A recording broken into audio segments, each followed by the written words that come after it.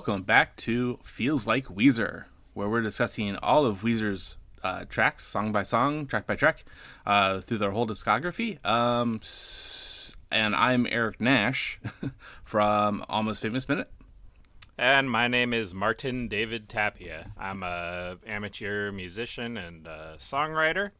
And Eric, what song are we talking about today? Yeah, that's right. I kind of almost stumbled a little bit there for a moment, I think. And but we aren't actually talking about any one song today. We are talking about the Red Album, or Weezer, as it's also known. Yes, Weezer, parentheses, the Red Album. Self-titled, I don't know how we say it, but the Red Album in the common parlance. Yeah, and it's a very special episode. Yeah. Uh-oh. Which of us is doing drugs? Or got touched? Okay. Oh, boy. I think it's me. Okay. I want to say. Okay. There won't be any little song snippet or anything like that to play here. But nonetheless, we will, maybe something else will be played here. Ooh. Hello. It's yours truly, Martin David Tapia, coming to you from my very own kitchen.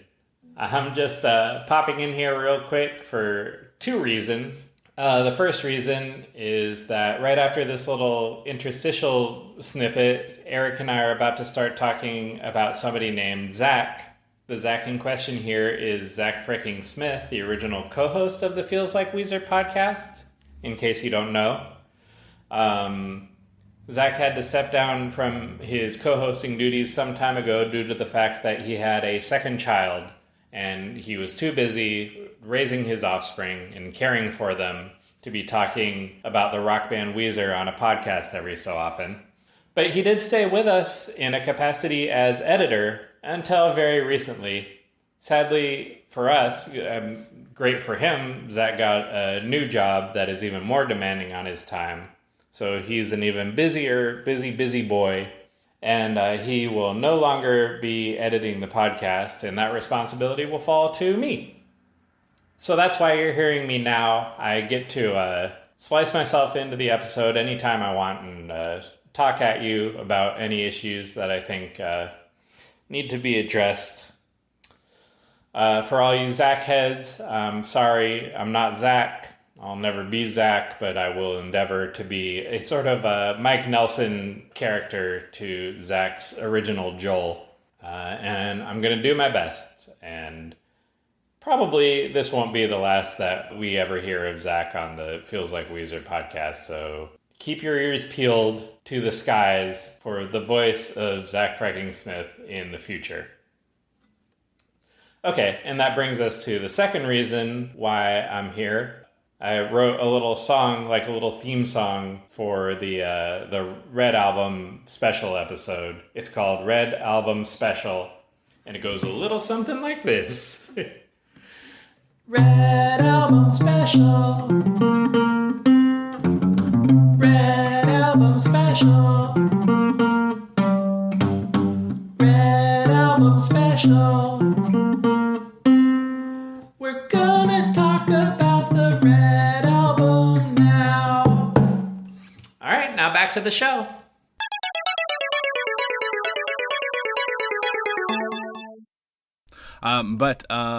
We just this is our usual thing that we've been doing. Zach and I have been doing, and we're going to continue on. Unfortunately, without Zach, we thought he might be able to come on for this one, but no. But so he may record something really quick or something for at some point in the episode and insert it. But that'd be interesting to hear for us, especially later on. Yeah, that's my favorite part of any episode. If Zach just kind of pops in for a second and puts his little his cute little voice in any episode, I get happy. Or the other fun part is when we actually hear from him while he's doing the editing itself, and he goes, "Oh, you guys, why didn't you talk about this?" Or "Why did you talk about this?" Either of those is kind of weird. But nonetheless, so we're kind of just going to do a bit of a run through, just give some general initial overview thoughts, I think, and I don't think it'll be too big of an episode. But we'll give our take on what kind of happened in the lead up and so forth. Is there anything you'd want to start out talking about for this? Not super too much. I was getting ready for this episode, put myself in a kind of 2008 mindset. Okay, wow. And I was trying to remember what was going on back then. And in 2008, doesn't it seem crazy that it was, that was like, 13 years ago or something? 12? Am I doing the math right? Yeah, 13 for us now talking. Hopefully that's still the case for when this gets released. Yeah. We're not too far out. Well, some of the big stuff, actually, little pre-2008, I think we should kind of talk about a little bit, is that, it's from the 2005, Make Believe and the tour that happened then, supporting that album. That's a pretty big time period of 3 years from 2005 to 2008. And apparently back then, I don't think I was that clued in, but seems like there was this, unsureness of what was happening with Weezer because it was going on that long. It was taking that much time. Were they breaking up was apparently a decent thing, or a decently big thing. And then, I mean, even, whether it was fans or non-fans or whatever, but maybe kind of speculating. I mean, certainly non-fans are aware of other bands, and do postulate about the state of various bands sometimes.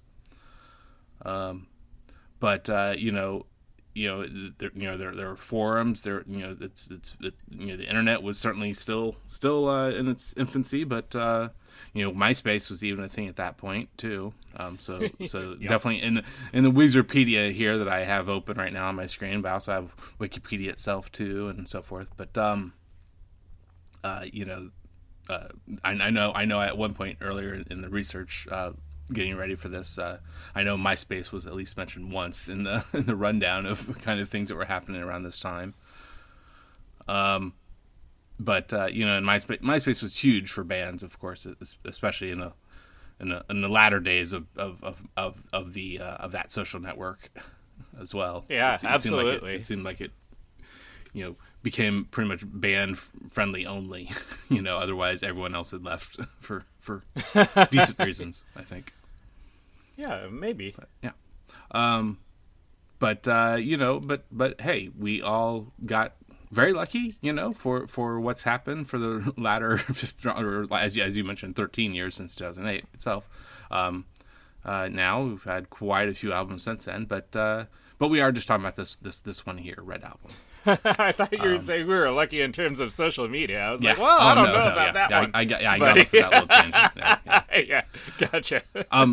This one other crazy thing, this is one big thing I kind of noted in my notes, is that, so there's essentially like these kind of 3 different kind of alternative-ish albums or album names and maybe concepts or what have you. So the first one, I mean, we could talk about if you're up for it. Album 6 and what's involved there. Again, it's a there's that social media aspect, but even not exactly social media, just a website in general. So apparently there was this Album 6, spelled with a 6 spelled out apparently. .com website that was created apparently by fans, not Weezer. it was not, but what wasn't sure of it was seemingly trying to the website creators, the fans, seemed to kind of want to make other fans think it's a real website by the band.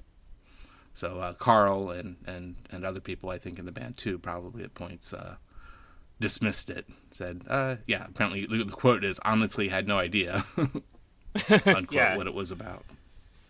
But it was just set up by a few internet pranksters, and for reasons unknown. Nobody knows to this day, right, who these particular internet pranksters were. But I guess that's kind of a funny thing to do. Maybe. It was a different time. I mean, there are apparently usernames, I guess, on other places or somewhere. King of the County and Lord of the Manor were the two usernames. Where are they today? Yeah, Where are they now? Who those real people are? Apparently, we don't know. Correct. And then and part of, I guess, what they did kind of do is, like, maybe this is kind of when I think that something that we I think we know a bit more about today, but and the first little hints of that this other demo recordings called Alone, the home recordings of Rivers Cuomo. Apparently this kind of got through this website, apparently kind of came to fruition. So somehow they were aware of these demo recordings, and it got put out in this way through that, or in that way through that website. Wow, very interesting. Yeah. This puts me on a course of thought that does anybody ever say that album6.com was an inside job? Is this a well? Yeah, I mean they certainly they seem to say it wasn't, but of course that's what you would say if it was an inside job. Yeah, very interesting. Well, again, we'll never know, but it's a cool little side fact as relating to Weezer, self-titled parentheses, aka the Red Album. And then there's essentially two, besides just Album 6 as a weird placeholder. There were a couple album names that ended up being used at a couple different points. So this one, and how to, I know the second word, the idea, I mean, it's a very well used English word, ensemble, but it's, if this is all, if these two words are both supposed to be French, it would be tout ensemble. Yeah. Mm-hmm. But maybe it's tout ensemble. But however it's supposed to be said, TOUT, and then ensemble. But then additionally, the other thing that then ended up coming about another album name, and actually it ended up being a CD compilation of demos that was actually somehow put out at some point, was also called, another thing was called Deliverance at Hand. Yes, Deliverance at Hand. Yeah. I have listened to that one just like on a YouTube or whatever. Okay. But yeah, I forget the story of that. That's the one that Rivers put like the demos on for the rest of the band to for like the ideas that he the ideas that he wanted potentially for the songs to be on the album. Yeah, and that's definitely the kind of thing that I'm aware of. At least Beatles kind of doing some similar things, on their own. The various band members on their own, kind of coming at their homes and so forth, coming up with, creating demos on various recording devices, what have you. Back then in the '60s, to then take with you into the studio and have the other band members listen to and give their thoughts on and see how they might be able to add to and perform them fully and more normal, fully produced quality. But so certainly this is like an 18-track album, 114 minutes, 14 and a half minutes, or not 114, an hour and 14 and a half minutes. There you go. But and certainly there's a few besides what the Red Album is, plus the demo track, or plus the extra the deluxe version, like four bonus tracks. Mm-hmm. There's certainly at least 4 more in this list then that aren't on either. Certainly the very first track is certainly one right here, is Autopilot. But if you say you've listened to it, I mean, if any of those like the 4 at least kind of pique your interest, I mean, if you if you're aware of any, or if you have a take on any of them, if you want to let us know, just a rough idea, if they're worth more listening to and so forth, any of them, or yeah, they didn't make a huge impression on me, honestly. Okay. So maybe there's a reason why they were left on the cutting room floor. Mm-hmm. so to speak. Cool. But yeah, it's I always get a kick out of hearing the demos, though, so I try to listen to those whenever I have the chance. But yeah, speaking of the demos for the other band members, I mean, I don't know. Can we move on to talking about the album proper? Oh, sure, yeah. Did you have any more lead up, like the 3 years covering that time period from 2005 to 2008? Did you have anything else? Nothing that's coming to mind. Yeah, I think that everything that you said was pretty much just anything that I wanted to touch on. We already touched on, so I think we can move on. Mm-hmm. Because this album, I think, well, it's not the only album to have vocals by the other band members, but lead vocals, I think. Well, yeah, lead, yeah, certainly, right, yeah. So there was one at least from each of the other three guys, one song from at least each one of them. And taking the lead, because I mean, definitely there's at least a couple of the guys in the past had done backing vocals, and maybe even all three of the current roster, which I mean so. the current roster at this point for the Red Album has stuck for ever since. But there certainly were the points earlier in the career in the band that had the other guys in. But yeah, and another thing to think about too, I think a little bit is how, and maybe it kind of coincides, is it does. So tracks 7, 8, and 9, I noticed, the producer behind them apparently, of note is Weezer itself. For these three tracks apparently were played, and it's really odd though that they were also placed where they were in the listing in the order of things. Brian Bell song, then a Scott Schreiner, and then a Pat Wilson song. Thought I Knew, Cold Dark World, and Automatic. They were placed at out of 10 songs, it's number 7, 8, 9 in that row. And there was no other producer besides the band itself of note. Whereas, 5 songs were Rick Rubin songs, and then 2 were this Jackknife Lee.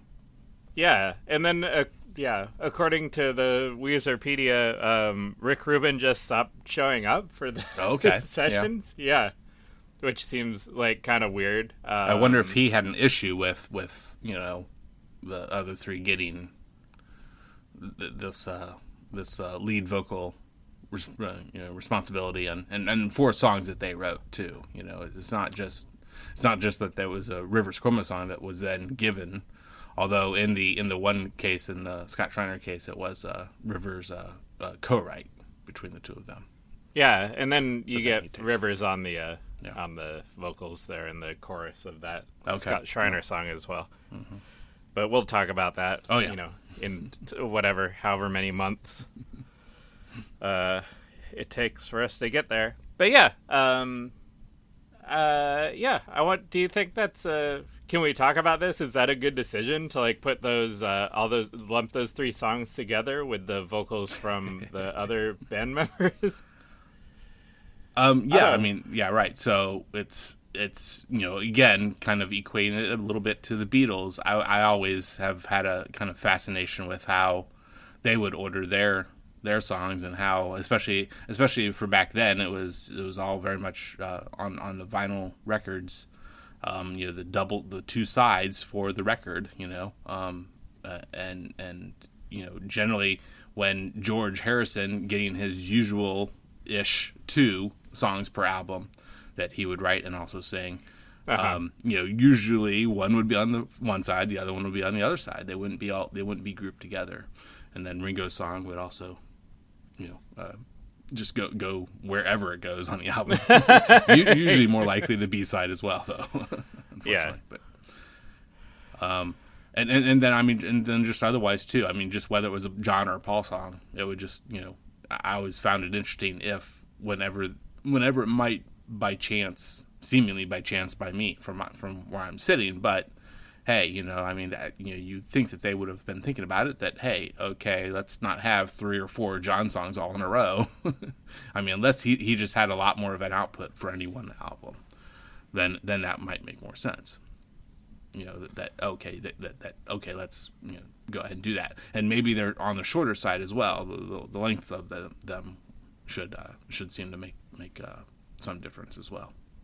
Yeah, I think so. There's all sorts of considerations when it comes to track listing.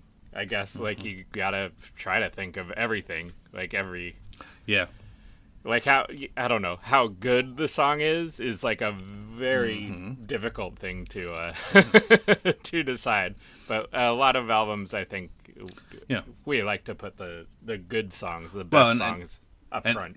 And for this one, they have the 3 singles as well. There are 3 out of the 4 singles that are the first 3 tracks, and then what the other one is, 5 or 6, Dreamin', I think, yeah.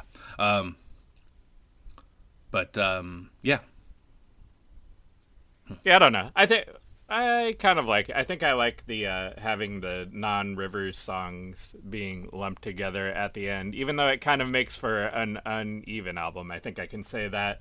I think the first half of this album is like stellar, like really great. Okay. Yeah. And then I like the whole thing. I like it all. I'll say that. But the back half of the album is like, this is gonna sound like I don't like it, but it's some of like my least favorite stuff that Weezer has ever put out. Mm-hmm. And that's not to say that I don't like it, but it's just like at the bottom rung of their output for me personally. Mm-hmm. Yeah. So, but I kind of like it that way. It's like almost like having like two albums or like 2 EPs or whatever. Kind of mashed into one red album mash.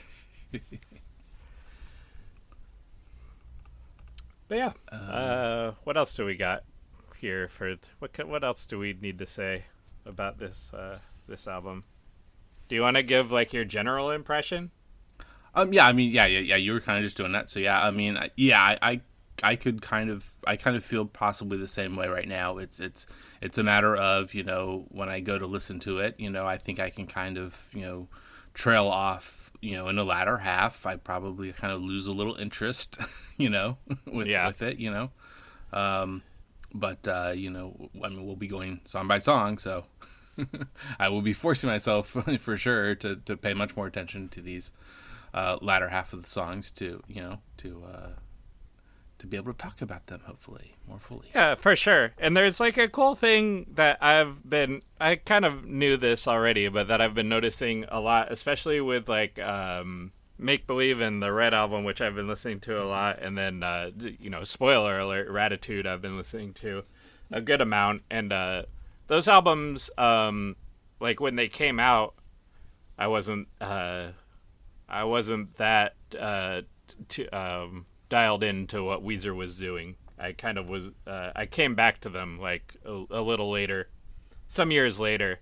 But here's the point: if you like make yourself listen to something that you might not necessarily think is the best, like I think there's usually musically you'll start liking it more. And I think that's kind of like a cool little trick, and I think it's like kind of the positive feedback loop that kind of enshrines like certain classic rock songs or stuff like oldies radio things, or like that kind of like once a song has a chance to get into the public consciousness, then it will stay there indefinitely, and then. I just think that's a cool little thing that you can do if you ever wanted to. And I don't know, maybe the listeners are like, well, why would I want to listen to something that I don't like and make myself like it? And to that, I say, I don't know. Maybe maybe expand your horizons, I guess, if you feel like it. But you don't need to. And I mean, comparing this to say whether it's like TV or movies, I mean, this makes a lot more sense to do that with than those things, because those things are so much longer.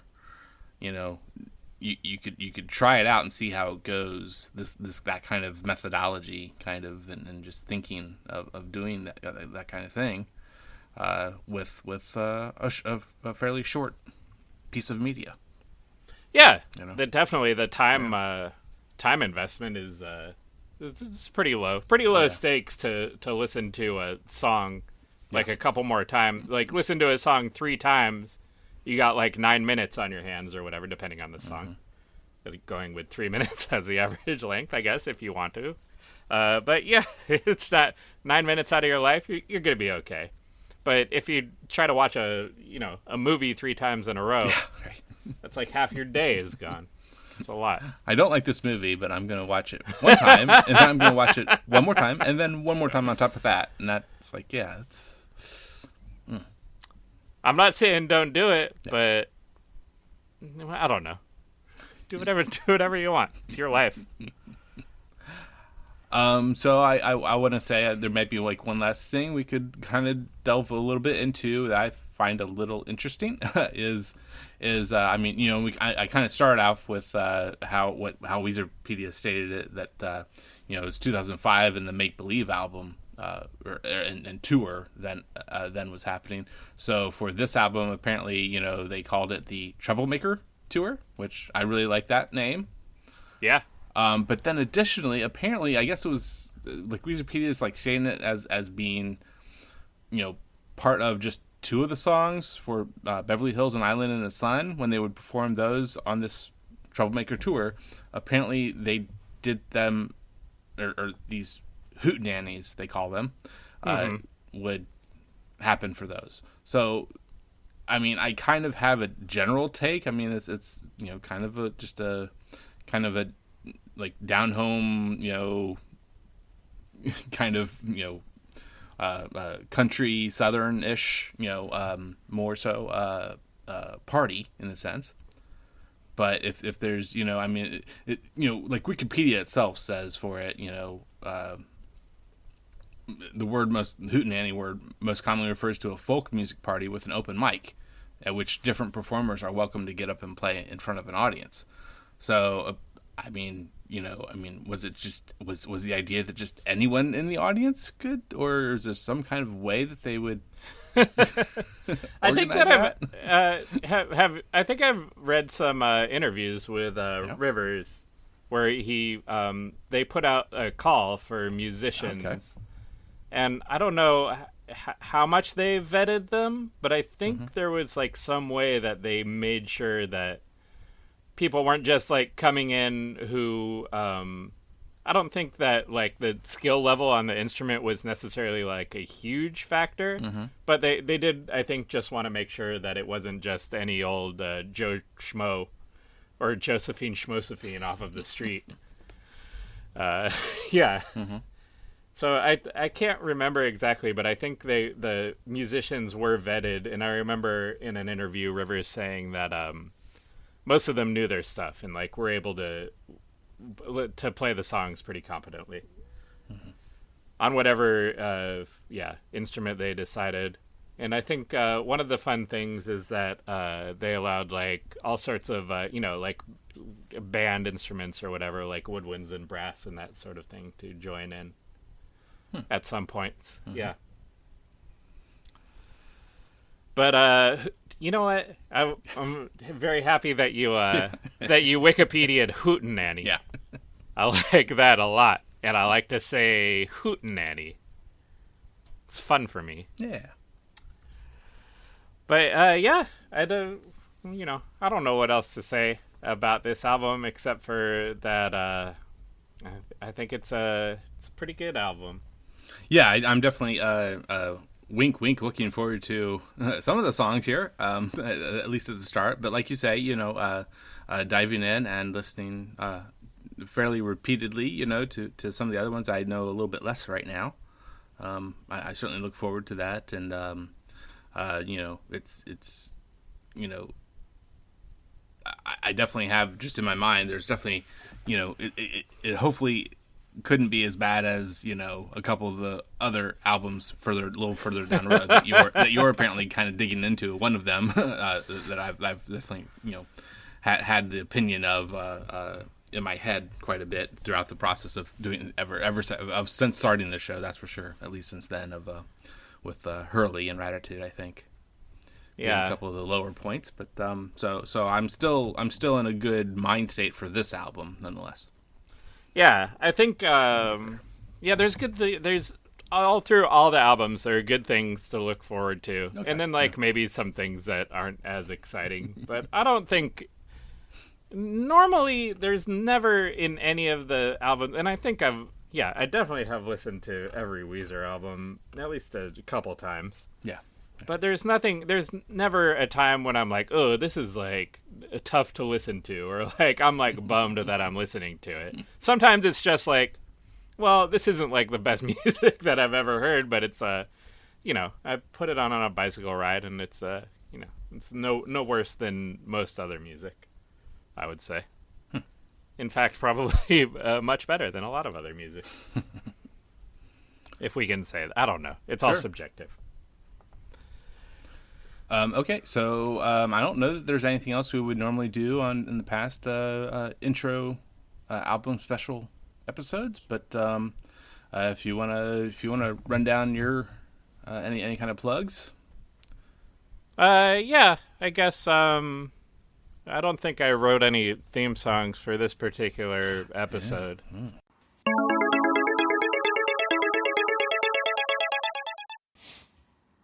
Oop.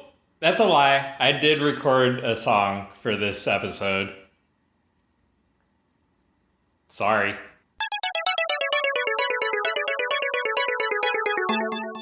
But you heard the Feels Like Weezer theme song in the beginning of the show. And maybe, depending on how things go, somewhere in the middle as well. I wrote that song.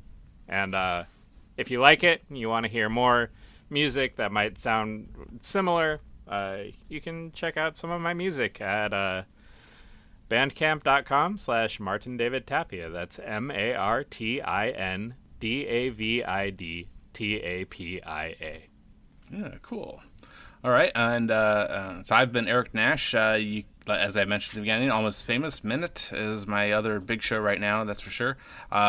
This show, Feels Like Weezer, and Almost Famous Minute are part of the Pantheon Podcast Network. Definitely check out all the other great music shows there.